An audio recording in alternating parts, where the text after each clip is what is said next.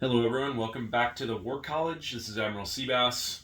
Today's lesson is going to be about the People's Revolution Front and specifically how that gets created. So we'll be looking at section 8.8 of the rules and specifically 8.8.2. So the People's Revolution Front is a Soviet Global Command random event that's implemented on turn 1 of the game in scenario 2 and scenario number 3. The PRF can be extended in several ways that you can read about later in the rulebook. The basic PRF random event happens in Central America.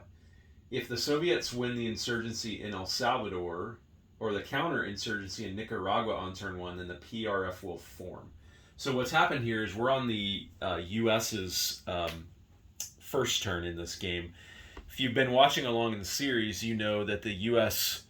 Or that the Soviets lost the counterinsurgency in Nicaragua, which made Nicaragua sign a military pact with the U.S. But now on the U.S. turn, the U.S. has also lost its counterinsurgency attempt against the Soviet insurgent in El Salvador, so the PRF will now form.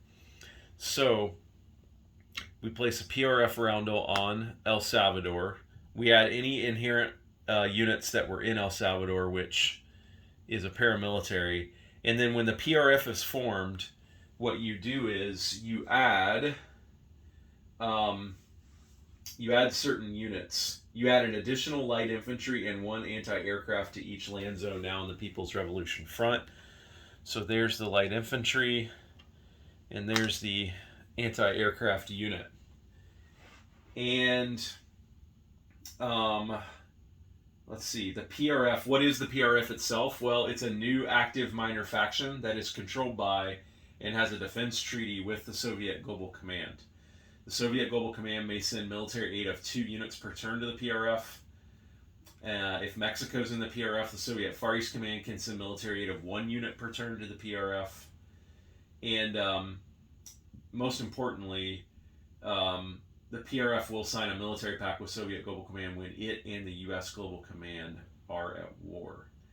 The Soviets can also use the PRF to place 1 free insurgency per Soviet turn, in any minor or neutral faction adjacent to a PRF-possessed land zone. This must be done in the insurgency phase, the Soviet Global Command planning phase.